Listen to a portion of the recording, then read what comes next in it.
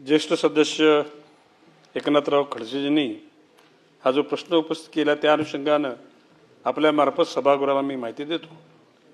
दिनांक 12 एप्रिल 2026 रोजी जळगाव जिल्ह्यातील मुक्ताईनगर नगरपंचायत शहर परिसरातील शासकीय विश्रामगृह परिसरात, विश्रामगृहात नाही भाई, शासकीय परिसरात हा बिबट्या आलाय अशा प्रकारची माहिती वन विभागाच्या अधिकाऱ्यांना देण्यात आल्यानंतर ते आपल्या सहकार्याने घेऊन त्या ठिकाणी गेले।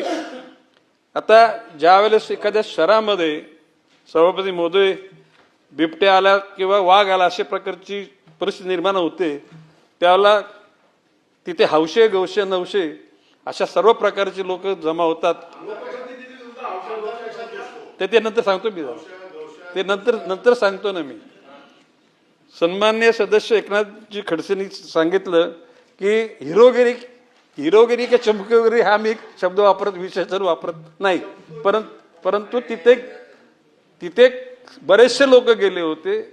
खरं म्हणजे नियमानुसार, खरं म्हणजे वन विभागाचे कर्मचारी, पोलीस अधिकारी ज्यांना निश्चितपणे रेस्क्यू ऑपरेशन करण्याचं ज्ञान आहे अशाच लोकांनी जाणं गरजेचं आहे।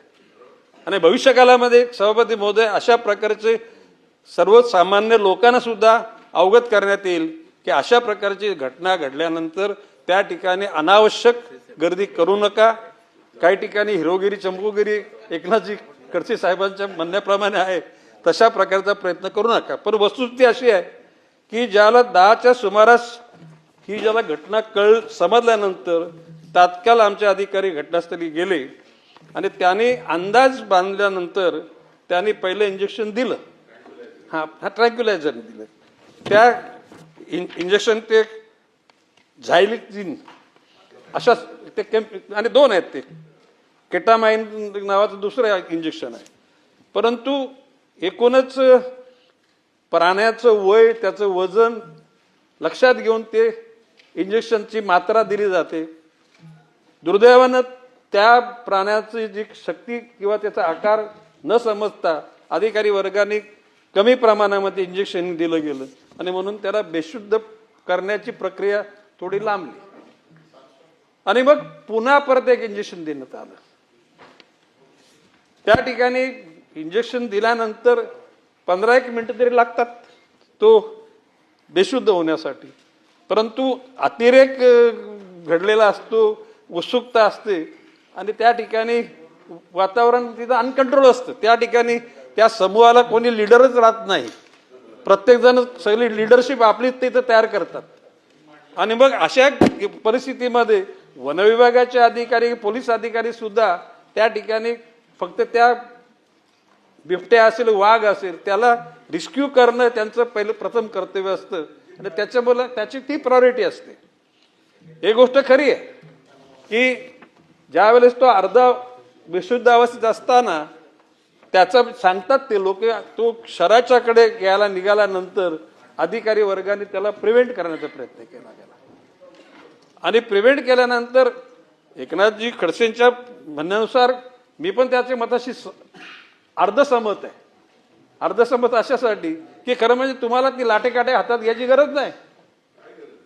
ज्याला वन विभागाचे अधिकारी आहेत, पोलीस अधिकारी आहेत, they are expert in it, your presence over there is required from certain distance, परंतु त्या प्रक्रियेमध्ये तुम्हाला भाग घ्यायची काही गरज नाही कोणाला सुद्धा, म्हणजे अन्य नागरिकांना सुद्धा की लोकप्रतिनिधी, नगरसेवक असेल, तिथले आमदार असतील, खासदार असतील। आणि अशा परिस्थितीमध्ये त्या ठिकाणी एकनाथजी खडसे साहेबांनी सांगितल्याप्रमाणे त्यांच्याकडे व्हिडिओ पण असेल, ही गोष्ट खरी आहे, नाही खरे आहे, परंतु बाब असे की ज्यावेळेला तो बेशुद्ध अवस्थेतून निघाल्यानंतर तो शहराकडे निघाला त्यावेळेला अधिकारी वर्ग सुद्धा थोडासा म्हणजे अलर्ट झाला आणि त्या उत्साहाच्या भरामध्ये काही लोकांनी आपल्या परीनं हातानी, काठीनी, लाठीनी त्याला प्रिव्हेंट करण्याचा प्रयत्न केला, हे पण गोष्ट खरी आहे।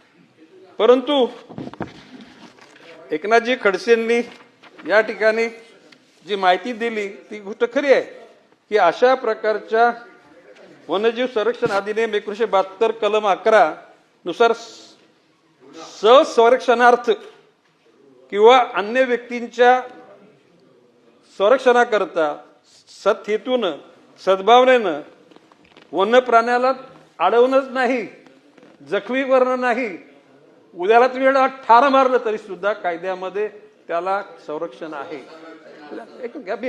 मी आपल्या मताशी अर्धसहमत आहे, आपली भावना चुकीची नाहीये, परंतु जर का अशा प्रकारचा जर त्या प्राण्याचा हेतू असेल दुसऱ्यांना जखमी करणे किंवा त्याचा जीव घेणं, अशा परिस्थितीमध्ये मी म्हटल्याप्रमाणे वन्यजीव संरक्षण अधिनियम 1972च्या कलम 11 नुसार 2 स्वतःचं रक्षण करणं किंवा अन्य व्यक्तींचं रक्षण करणं या सद्भावनेतून सदहेतून वन्य प्राण्याची हत्या केली तरी सुद्धा त्यांना जखमी करणे सुद्धा त्यांना मान्यता आहे, ग्राह्य आहे, subject to if is very dangerous to the life of the other people.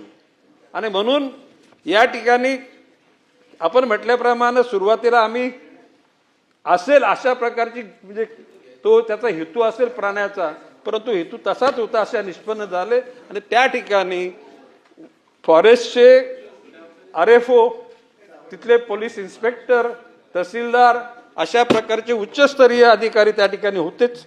त्या सर्वांसमक्ष हा सगळा कारभार झालेला आहे.